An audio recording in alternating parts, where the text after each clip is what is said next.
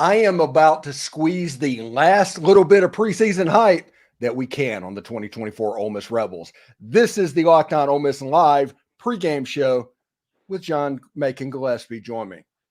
Stay tuned.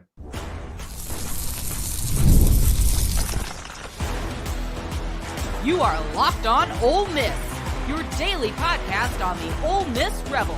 Part of the Locked On Podcast Network, your team every day. Welcome, Rebel fans. I am Steven Willis, a 10-year veteran member of the national media and a former Ole Miss staff member. You know, we're doing the Ole Miss versus Furman pregame show with John Macon Gillespie from Ole Miss on SI. He will be on the screen in just a little bit. We're going to be talking transfers, Jaxson Dart, and expectations this morning.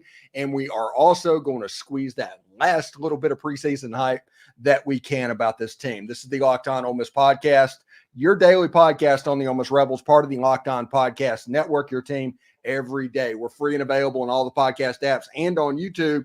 Thanks for making Locked On Ole Miss your first listen every day, and a special hello to the everydayers and insiders who make the show what it is. By the way, this game will be the debut of our Insiders program, Game Day program. We'll be doing like 3 takes in between quarters. We're going to be doing some stuff newsworthy in there, and we're going to be talking about other games during the day. If you want to be notified about that, the link is down in the description. We're free and available on all the podcast apps and on YouTube. Thanks for making Locked On Ole Miss your first listen every day, and a special hello to the everydayers who make the show what it is. And don't forget to find a second listen on the network. Chris Gordy at Locked On SEC, or even Corey Burton at Locked On Vandy. They provide other perspectives on college football, the SEC, and yes, even Ole Miss. So check it out. So welcome to the football season. We have willed this moment to happen ever since the clock hit 0 against the Penn State Nittany Lions. Penn State's in West Virginia. They are about to kick off as we speak. Everybody has their quad boxes on whichever games they want to see. And we are joined by John Macon Gillespie. John, from Ole Miss on SI, man, it is finally here. Ole Miss fans have willed this moment to happen, but kickoff is just hours away. Yeah, it's like a holiday, right? I mean, I think we've all kind of been in that waiting game since the end of the season last year, whether you're an Ole Miss fan or not. I mean, you know, once your team's final regular season game or bowl game hit all zeros, you're looking ahead to next year, wondering what next year is going to hold. And next year is finally here for us, and so it's really exciting. I mean, I'm thrilled to be back in the press box in Oxford today. It's going to be a lot of fun. Yeah, and I could get his name wrong. I'm just doing this off the top of the head. The new Clarion Ledger Ole Miss beat writer will be in attendance as well. I think his name's Sam Hutchins. I believe that's right. This will be my first time meeting him in person today. But he comes very highly recommended by David Eckert, who's a really good friend of mine. You know, obviously he and I have gotten close during his time at the Clarion Ledger, and I'm going to miss him. But he's got a really good opportunity going to Austin for his next gig. Yeah, and a special thank you to David Eckert for everything he did for this podcast and this channel over his time at the Clarion Ledger, and we look forward to having a similar type relationship with Sam as well. So this game is interesting, okay? And it's interesting not in the part that anybody can expect a real challenge from the Furman Paladins. If you look at this, Ole Miss is a 42.5-point favorite. The over-under is at 60.5 points. But if the goal is the playoff, and that's what we were told this whole year, the goal was the playoff, this game is important for Ole Miss. And I think it's important because, honestly, of the kinder, gentler spring and fall camp that Lane Kiffin put the team through. What is the team going to look like? How sharp are they going to be? Are there going to be missed tackles? Are they going to operationally be sound? I think these are the most important questions, because how good Ole Miss is going to be in 2024 is likely very relative to how quickly those issues get ironed out in the beginning of the season. Yeah, and that's a really big advantage Ole Miss has with the opening part of its schedule here in 2024. Starting with Furman, I mean, you don't want to view games as throwaway games, or games that don't matter that much. But the way the schedule lines up gives Ole Miss an opportunity to iron out some of those wrinkles before SEC play opens in late September against Kentucky. Yeah, but it is going to be important. I do think that the way Ole Miss approaches this game, a game that you're expected to win by like 6 touchdowns, is going to be a little indicative of kind of where that mindset is, where they are physically after kind of like you said, a less than physically demanding spring and fall. It'll be interesting to see how they handle that, and going into next week against Middle Tennessee and then Wake Forest after that. Kind of seeing how they stand against teams that they should beat on paper. Yeah, if you look at the keys to this game, and I do keys every Tuesday on this Locked On Ole Miss podcast for people who listen to it or want to listen to it. The keys that I put to victory versus Furman, and they weren't necessarily keys to victory versus Furman, but it's more about progressing toward that playoff goal. I think this game is going to be about ground and pound, with Ulysses Bentley, Henry Parrish, and Rashad Amos being the key. And they were real quick to tell that they wanted to run the ball because they do want Furman to be aware that they want to run the ball, because that is going to provide a test. One of the questions that Ole Miss is going to face this year with the loss of Quinshon Judkins is, can Ulysses Bentley, can Henry Parrish, and can Rashad Amos run the ball when others know it's coming? So I do think they were they meant to do it essentially to let Furman know what was going on so they could get them to bow up. Because if we're going to be honest, Furman had to replace their whole secondary. And if Ole Miss wanted to score 100 points, they could throw the ball and probably score 100 points, but that wouldn't get them ready for the playoffs. That would just win this game. And I think the playoffs is the ultimate goal. Yeah, and that has to be kind of the mindset in this early part of the season, I think. I mean, Ole Miss can blow out your Furmans, your Middle Tennessees, probably even your Wake Forests of the world. But the way that you approach these games, getting some of those kinks ironed out, and learning a little bit more about yourself is going to be key when the games in October and November that are really grind time, when those hit. It's going to be key to winning those and keeping that playoff push alive. I think that does make a lot of sense. How they approach this game probably has more of the college football playoff in mind than it does beating Furman, because they're going to beat Furman. I mean, unless some kind of cataclysm happens, they're going to beat Furman. So, which means the flamethrowers coming out after the show. Just everybody get ready for that if it happens. My goodness, yeah. I'm going to burn this place down. Yeah. So I mean that's got to be how they're approaching it, is preparation for the playoff in mind, as opposed to just week one. And because of that, the second key is get these starters out of the game. And everybody's going to talk about Jaxson Dart, maybe padding stats and things like that. But in this era to where Ole Miss is preparing for potentially 16 games in a season, they need to take as much wear and tear off the body as possible.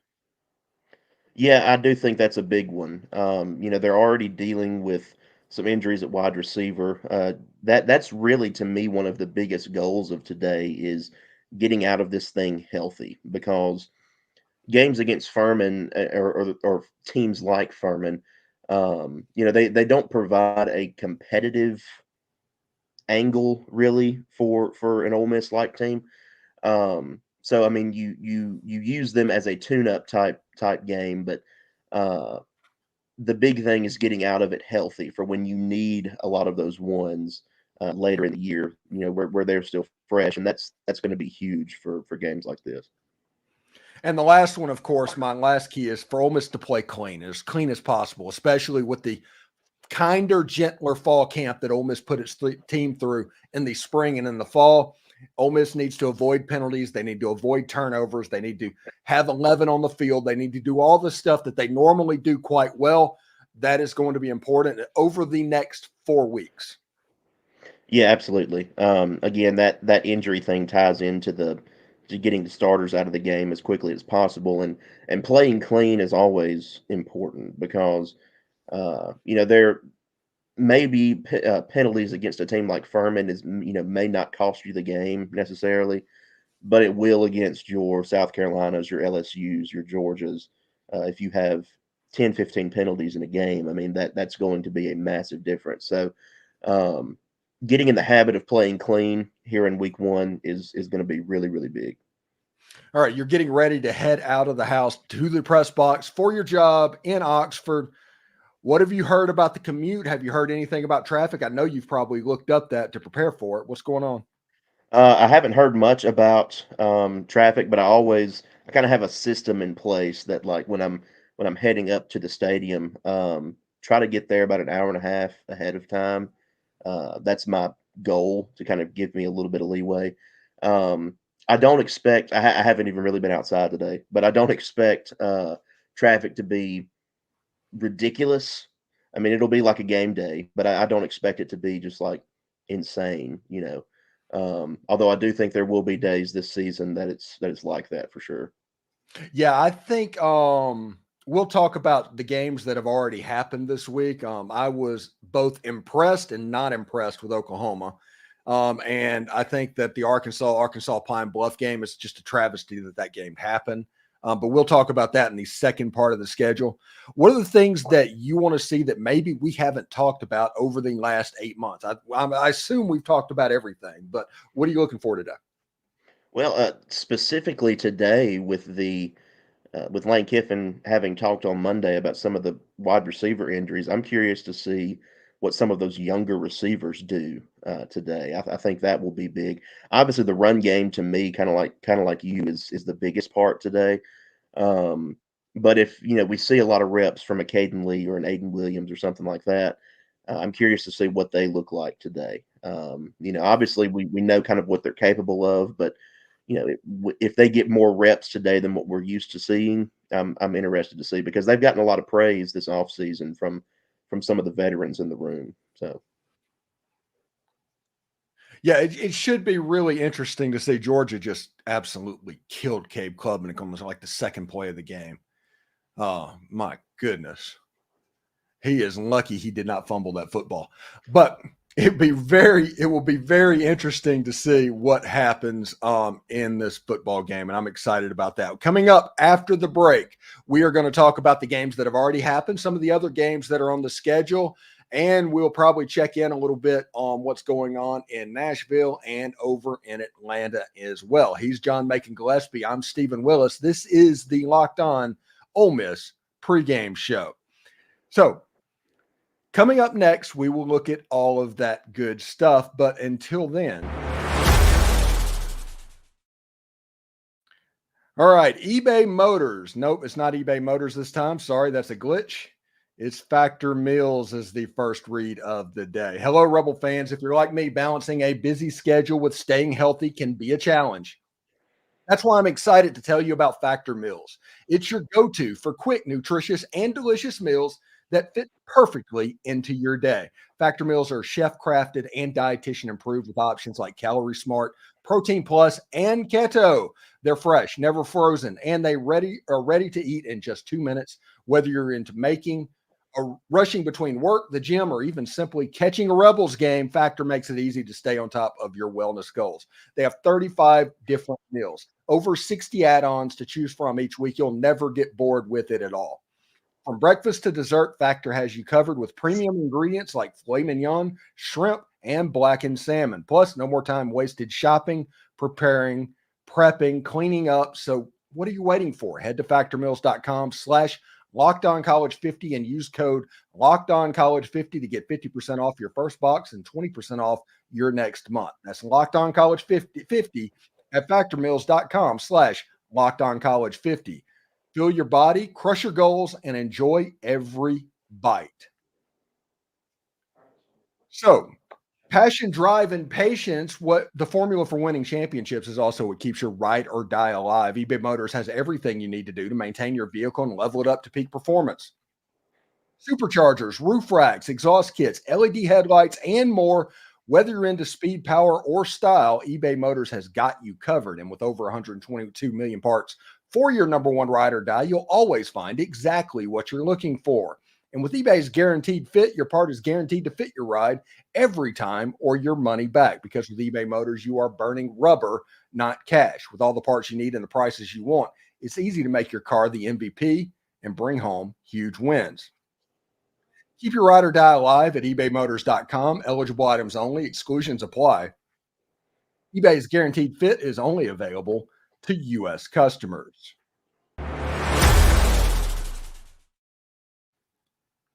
So college football is back today, and it's not too late to catch up before the season catch up.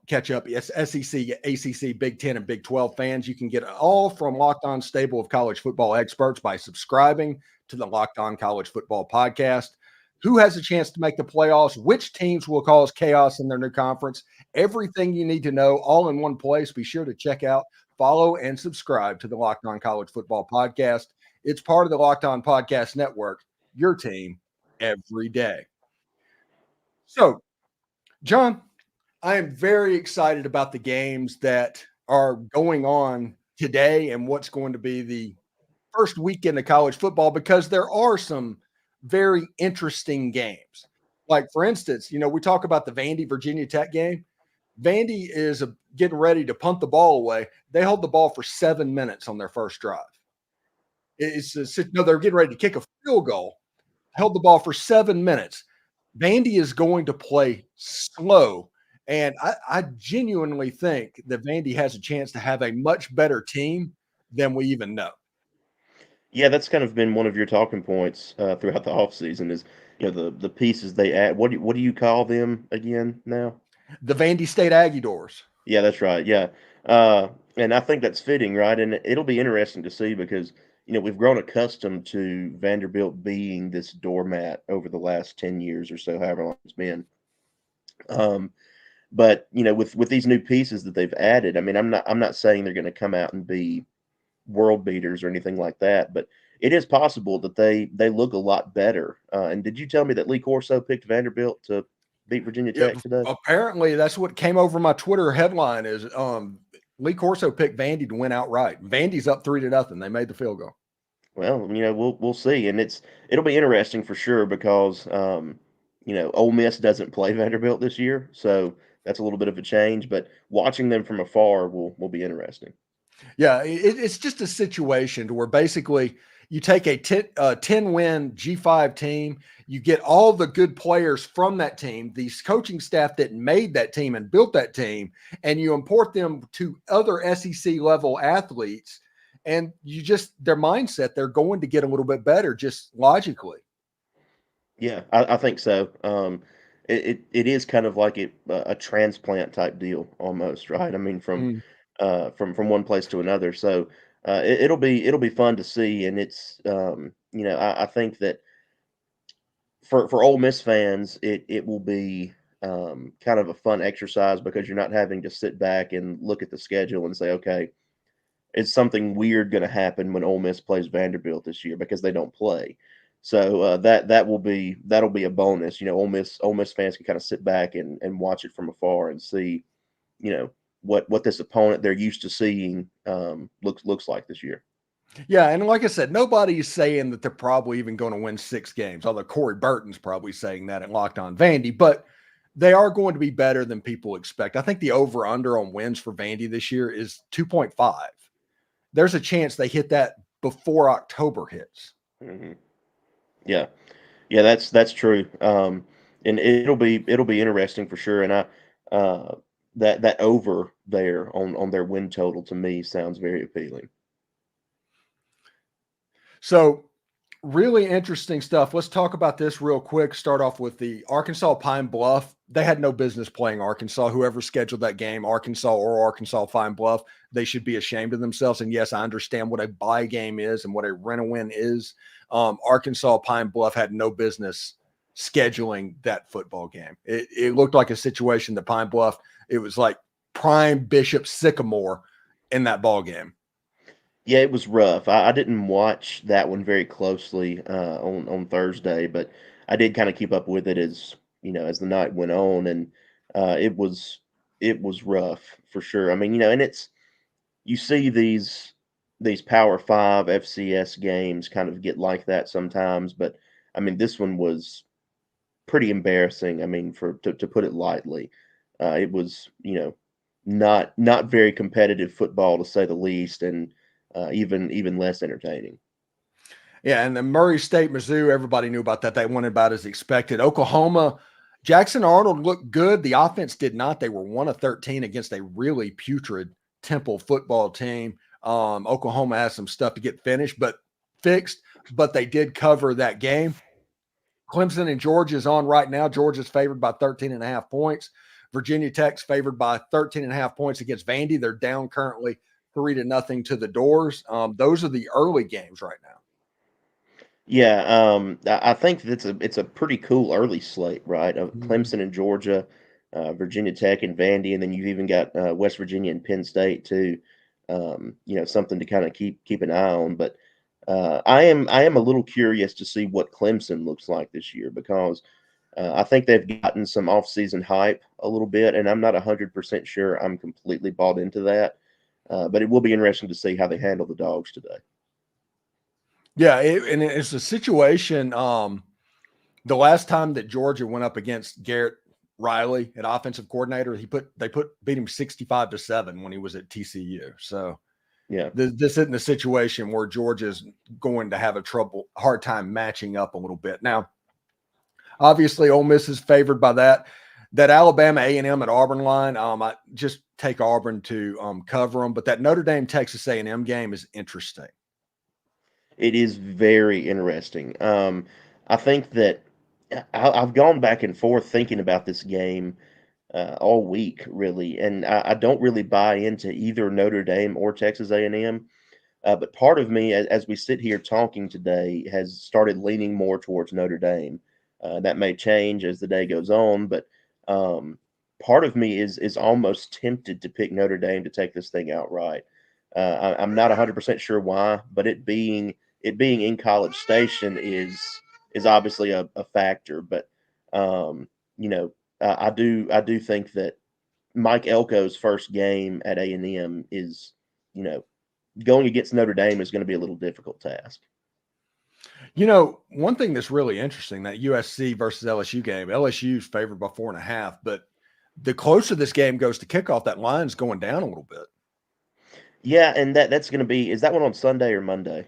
It's on Sunday. The Monday game is FSU. FSU gets to lose to Boston College on Monday. That's right. Yeah, it'll be that one will be fun too. I did catch a little bit of the conversation about that on College Game Day.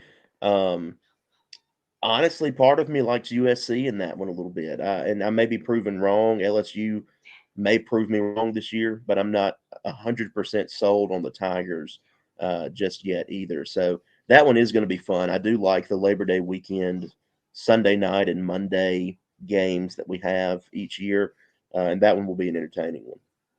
Yeah, it should be a lot of fun. So before you head off to the stadium in Oxford, what's on your mind? What is your last preseason hype thoughts of the year? Ooh, that's a good one.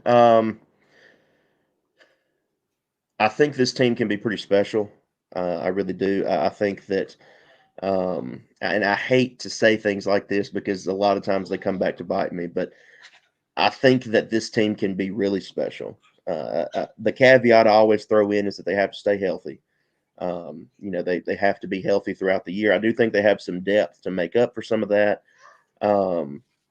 But something about this team feels like it can be special. The mood that's around the building and on the roster kind of lends me to think that, and just the talent they have too. And I'm really excited to see the season get underway. Yeah, and the red flags, these are the things that I think that Ole Miss has to overcome this season for them to accomplish their ultimate goal. And I do not think beating Georgia is one of those things that they have to accomplish. But they need to not have the spring practice and fall camp backfire over the first 6 weeks of the season. If you can make it to the LSU game undefeated, the spring practice and fall camp, it did everything it was supposed to do. The next thing is beat LSU, win that game in Tiger Stadium. Ole Miss has gone down to Tiger Stadium undefeated twice in roughly the last 10 years. They've lost both times. Win that game. It's going to be a night game in Tiger Stadium. It's going to be an absolute zoo down there with how crazy it is. Win that game. So you have to figure out a way to survive that. Oklahoma, do not have a letdown against Oklahoma because they are good enough. One of the most talented teams, if you look at roster talent in the entire SEC. Do not overlook them, despite they might have troubles on the offensive line. They might have went 1 for 13 on third down against the Temple Owls Do not overlook that and avoid the traps at Florida, who has talent-wise one of the better teams in the Southeastern Conference with like 17 draft-eligible Senior Bowl watch list players, and the Arkansas Razorbacks in Fayetteville, because that always has a chance to get weird for Ole Miss fans. If you can avoid those things, you will at least be hosting a playoff game in mid-December against a Michigan or a Penn State or a Notre Dame for what would be the biggest game in the history of the state of Mississippi. That is there. And the thing about it is, there's a good chance that you're going to be favored in every single one of those games. So it's on the table for the taking. And because of that, I think this season, like you said, has a chance to be one of the most special football seasons in the history of Ole Miss football. Yeah, and obviously things can change, things can happen. I'm not going to sit here and say that it's a guarantee any of that happens, but I do think, like you said, it is on the table for sure. I think that it would be foolish to not acknowledge that it's on the table. It would also be foolish to guarantee that any of that happens. But looking at the way the roster is, looking at how the mood in the building is, things like that, the stars seem to be somewhat aligned for that to happen. And we'll have to see. We'll have to see over the next 12, 13 weeks or so, however many few months it is, as to whether or not that comes to pass. But I am really excited to see. All right, you be safe heading to Oxford, Mississippi. And everybody, I do want to let you know, we have exciting news. You can now become a Locked On Ole Miss Insider. This is the best and the easiest way to stay up to date on all things Ole Miss sports. It's a texting program that sends you notifications on everything relevant without the hassle of message boards filled with trolls. Not a good sign when 30 minutes into my first show today, I'm having trouble with my voice. Enjoy a 14-day free trial. Experience the future of college sports coverage. We are adding new perks as we go. Like during the game, we're going to give 3 takes in between every quarter. We're going to give anything newsworthy that comes up as well. We're going to try and do that in game day to try and make that experience very good. And of course, as always, you'll have one-on-one contact with the Locked On Ole Miss podcast group as well. The link is down in the description if you want to sign up. There's a 14-day free trial. After the game, tune into the post-game show where I am going to overreact to everything that happened. That's just to be expected. And tomorrow night at 7 o'clock Central Time, we're also going to live stream with our reaction roundtable, where your favorite Locked On Ole Miss regulars and guests share their thoughts on the football game on Saturday. John Macon, what is your plan for Ole Miss on SI for the game today?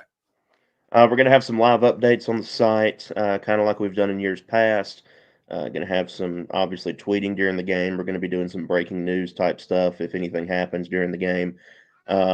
Then I'll be handling a quick hit gamer there at the final buzzer, and then we'll have some post game pieces from the staff and myself tonight and going into tomorrow as well. So we're going to hit it hard. We're going to hit it running today, and I'm really looking forward to it. Should be really good. And thank you for stopping by, John. And we will talk to you probably are you going to be on the live stream Sunday night? That is the current plan. We'll see how everything unfolds, but yes. Okay. Should be a lot of fun. And I'll see you then, buddy. All right. Thank you, Steven.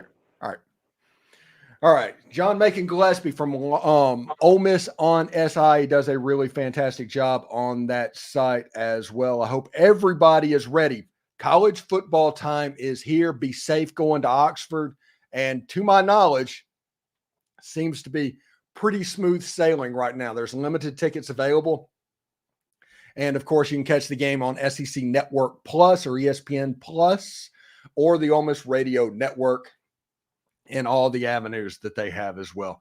I hope everybody has a good time, has a lot of fun, and Insiders is going to get really fun, I think, over the course of the game. So we'll handle that. And of course, in the post game, all of you join up in the chat and we are going to overreact to everything we saw. So take care, have fun, and we will talk to you later.